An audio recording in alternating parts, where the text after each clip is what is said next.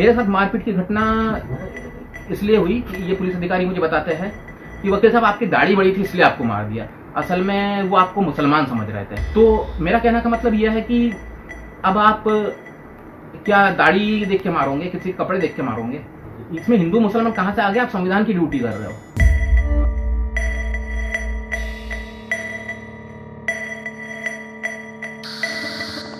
मार्च 2020 को जब लॉकडाउन नहीं था, 23 मार्च की शाम में अपने घर से अस्पताल जा रहा था। अस्पताल जाते वक्त मुझे मेरे घर से 200 या 300 मीटर दूर लल्ली चौक पे तैनात पुलिसकर्मियों ने रोका। उन्होंने मुझसे पूछा कहाँ जा रहा है। मैंने कहा भाई अस्पताल जा रहा हूँ, तबीयत खराब लग रही है। तो उन्होंने कहा पहलवान लग रहा है, घर जा। मैंने उन्हें बताया कि मैं पिछले 15 वर्षों से शुगर और बीपी का मरीज हूँ और मुझे जीवन रक्षक दवाओं की आवश्यकता होती है और उसके बिना मैं नहीं जी सकता, मुझे अस्पताल जाने दीजिए। इतने में एक अधिकारी ने मुझे तमाचा मार दिया। फिर मैंने कहा कि भाई आप तमाचा क्यों मार रहे हो, आप मुझे अस्पताल जाने दो।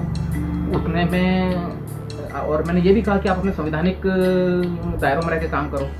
तो अधिकारी ने कहा इसका संविधान इसके में भर दो। और उसके बाद सभी पुलिस कर्मी मुझ पर टूट पड़े और मेरी भयंकर बुरी तरह से पिटाई की।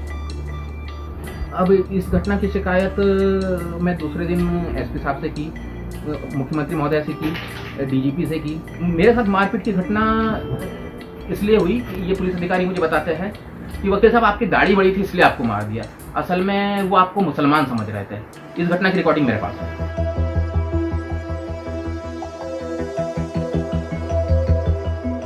क्या है कि वो दूसरी वो समाज समझ के आपके साथ घटना हो गई है, बात ये है। और कुछ नहीं, वो भी बहुत उसमें है कि यार हमने अपने किसी हिंदू भाई के साथ में हमने उसको समझ के वो घटना हो गई है।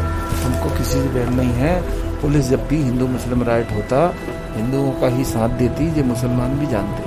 मगर वो अनभिज्ञता में आपके साथ में घटना हुई है, उसके लिए हमारे पास कहने को कोई शब्द नहीं है मेरे पास। उस दिन ना हिंदू मुस्लिम राइट थे ना कुछ नहीं था उस दिन। वो समझ गए जी गड़बड़ हुआ।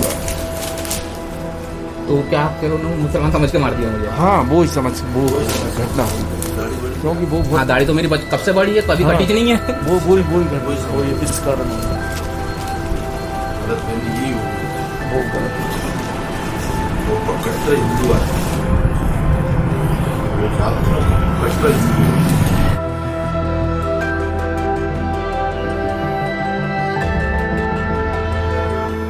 अब मुझे एक अचंभित करने वाली बात कल पता चली जब दो पुलिसकर्मी मेरे पास बयान लेने आए। और मुझे आश्चर्य है कि हमारा समाज कहाँ जा रहा है। जो उन्होंने मुझसे बात कही, उन्होंने मुझसे कहा कि वकील साहब आप बयान मत दीजिए, आप ये कहिए कि मेरे साथ कोई घटना नहीं हुई और मैं कोई बयान नहीं देना चाहता।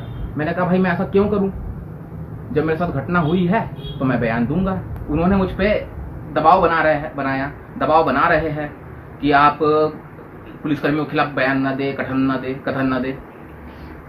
अब इनमें मैंने उनसे कहा कि भाई मेरा पुलिस विभाग से कोई बैर नहीं है, मेरा किसी से कोई बैर नहीं है, एक सिंगल पर्सन से मेरा कोई बैर नहीं है।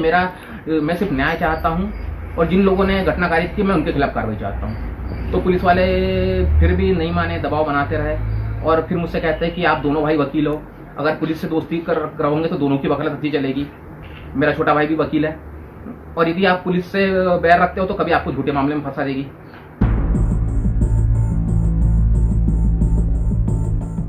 एसपी महोदय से जब मैं सूचना के अधिकार के अंतर्गत में रिकॉर्डिंग मांगता हूं तो वो कहते हैं कि डिलीट हो गई है।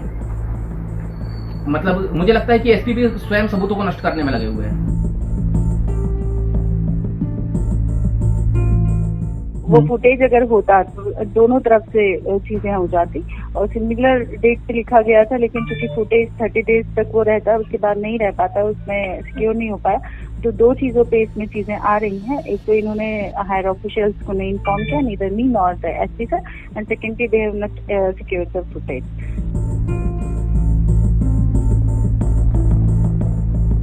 इस तरह का कोई भी चीज उन लोगों के द्वारा कोट नहीं किया गया। That's why I am not aware about that. किन लोगों के द्वारा? आपको जो रिपोर्ट जिन्होंने किया है, या अगर ऐसा है, कुछ भी चीजें हैं तो अंडर इंक्वायरी है। और अगर इस तरह की रबिश थिंग्स अगर बोली गई हैं, मतलब ये पॉइंट पे बोला गया, डेफिनेटली अगर वो ऑन रिकॉर्ड है तो उस पर कार्रवाई होगी। घोर आपराधिक कृत्य कारित किया है पुलिस वालों ने, और जिन पुलिस वालों ने किया उन पर तो कठोर कार्रवाई होनी चाहिए।